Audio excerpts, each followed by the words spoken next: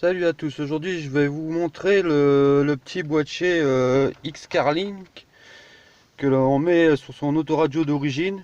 Donc c'est ce petit boîtier, voilà, qu'on peut mettre à un port USB, carte SD ou jack. Et donc moi il est branché sur une Xara de 2002 avec un autoradio d'origine cassette, donc qui est le RD2, donc on va essayer de le voir. Donc c'est marqué à côté RB2 plutôt, qui est marqué à côté de VDO. Donc l'installation est simple, hein, comme sur le site le montre, hein. Donc ici là on doit bien se mettre au niveau de derrière la prise. Donc là je suis bien sur la prise qu'ils disent. Et donc là le boîtier c'est bien un RD3. Donc voilà. Donc l'installation c'est vraiment comme ils disent, mais à part que la fonction pour l'autoradio, tout du moins celui cassette, après le CD je sais pas. Mais niveau fonction, ici le cassette pour changer les musiques, ce sera que les touches de 1 à 6. Donc même si vous faites avance ou recul, ça, au niveau de la cassette, ça ne marchera pas du tout. Il n'y aura que la commande au volant qui fonctionnera, quoi. Donc je vous ai passé l'installation complète parce que bon voilà. Donc niveau installation, niveau des fichiers sur la clé USB, il faut créer un dossier et mettre une musique dedans. Donc là, si on le met en route, je sais pas si on va bien voir. Donc ici, voilà, donc là, ici, niveau de la commande au volant, je sais pas si on va pouvoir le voir. Donc ici sur niveau CD, c'est la touche du haut pour avancer. Et là, ici, on voit que ça avance pas le son. La musique, elle revient à départ en fait. Je mets un peu de son.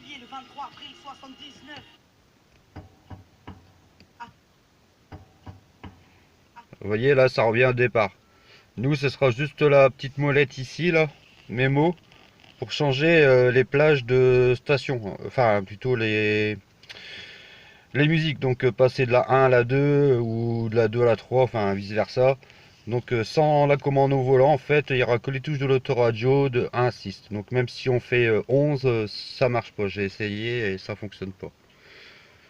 Donc voilà pour ce petit boîtier sympathique X-Carlink. Donc je vous dis chaque musique un dossier, donc CD1 pour musique 1, CD2 pour la deuxième musique, etc. etc.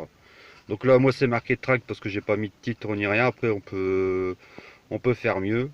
Donc moi là c'est la version basique, hein. J'ai juste pris pour avoir le comment c'est la clé USB pour lire les MP3, ça dit que les MP3 et les WMA. Jusqu'à maintenant, j'ai pas fait plus de tests.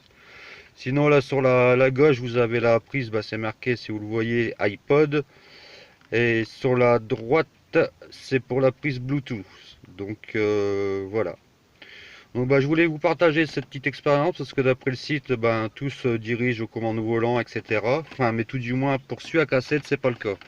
Donc moi, sans la commande au volant, niveau des chiffres, là, par exemple, là, je suis sur la première musique, j'en ai que 3. Et si, voilà, si j'avance, là, ça changera rien. Par exemple, là, si je recule, j'ai aucun changement. Voilà. Voilà, ça reste sur 1. Par contre, si j'appuie sur 2, on va voir que ça va partir sur le 2. Il y a le 2 qui clignote en bas, là, le numéro 2. Et on repart sur une nouvelle musique.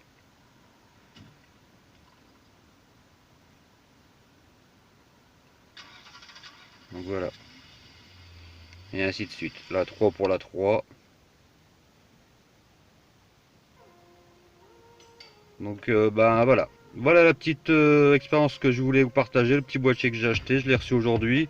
Donc j'ai voulu le monter comme ça pour savoir vite fait ce que ça donnait, si ça fonctionnait vraiment. Et surtout pensez à activer pour ceux qui ont le cassette, même CD, le chargeur avec le boîtier, l'interface Jackbox. Donc ça marche que avec ça. J'ai essayé avec Delphi tout ça et c'est un copain qui me l'a fait avec son boîtier PSA.